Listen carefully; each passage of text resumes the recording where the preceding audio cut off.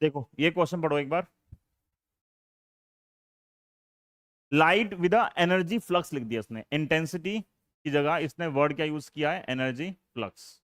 Energy flux कितना है, 18 what पर सेंटीमीटर स्क्वायर।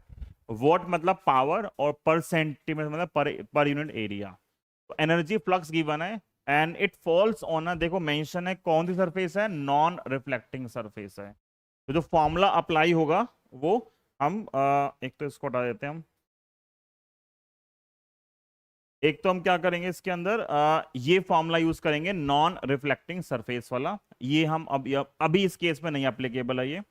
तो नॉन रिफ्लेक्टिंग सरफेस है और इंसिडेंस कैसा है, देखो साफ साफ लिखा हुआ है, नॉर्मली लाइट आ रही है।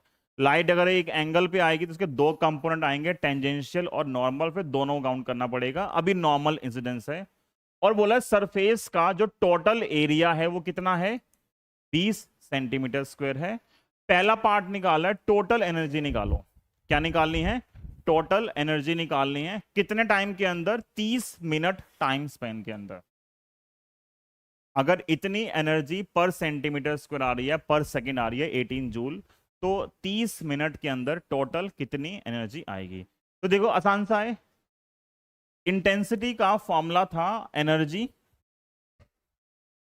पर यूनिट एरिया और पर यूनिट टाइम, ये फॉर्मूला था इंटेंसिटी का।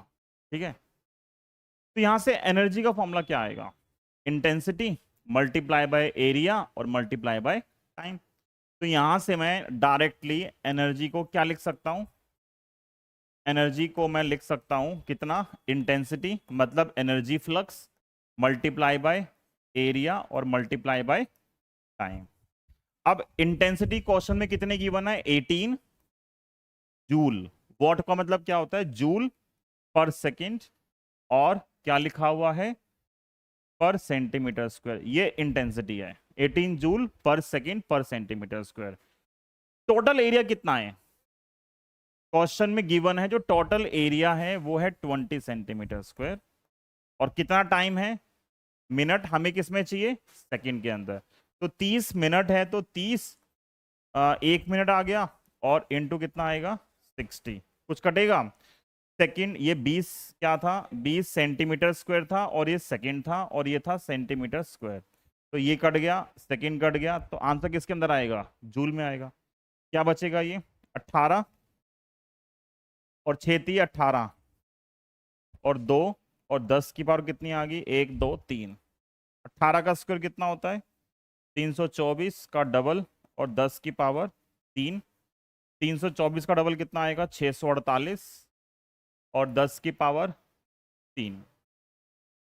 ठीक है, 2 के बाद डेसिमल लगा दिया, तो ये बन जाएगा 6.48 और 10 की पावर 5। एनर्जी निकालनी है तो यूनिट कितनी आएगी, जूल। ठीक है, ये पहला पार्ट हो गया। अब अगला पार्ट बोल रहा है इसके अंदर, पहला average force exerted on the surface during a 30 minute time Spain. Average force निकालना है। तो दो फॉर्मूले हैं फोर्स के, एक रिफ्लेक्टेड सरफेस के लिए और एक नॉन रिफ्लेक्टेड सरफेस के लिए। रिफ्लेक्टेड वाले में ट्वाइस का फैक्टर आता है, इसमें ट्वाइस का फैक्टर नहीं आता। तो फॉर्मूला क्या है फोर्स का, directly U by C T. तो लगा दो फॉर्मूला। तो यहां पे जो फोर्स आएगा, फोर्स क्या होता है, U by C T. U कितना है, 6.48 10 की पावर 5, और सी कितना है 3 10 की पावर 8, और टाइम कितना है 60। यही आएगा, सोल्व कर लोगे इसको, काटो, क्या क्या कटेगा, 3 से कटा कितने पे, 2.16। ठीक है, फिर 6 से कटेगा कितने पे, 10 पे, ये कितने पे कटेगा, 0.36, और 3 से कटा 10 पे, 3 से कटेगा 0.12, ये आएगा। तो ये बचा 0.12, और 10 की पावर क्या बचेगी, देखो 8 9 10, 10 में से 5 चली गई, तो कितना बचा, माइनस का 5। ठीक है,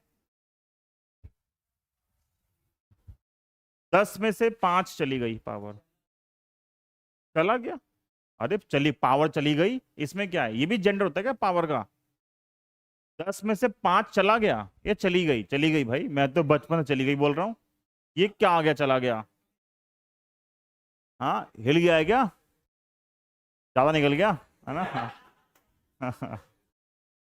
हाँ, तो आएगा 1.2 और 10 की पावर -6 जूल। और ये है फोर्स, ये है फोर्स, ठीक है।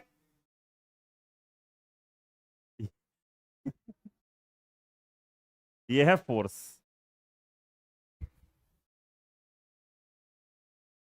ठीक है ना? हाँ, नहीं उनको रेफरेंस में नहीं आएगा, छोड़ो। हाँ, फोर्स आएगा जूल में, अरे यार मैं ये तो जूल नहीं आएगा ना, क्या आएगा? फोर्स आएगा न्यूटन में, ठीक है। ओके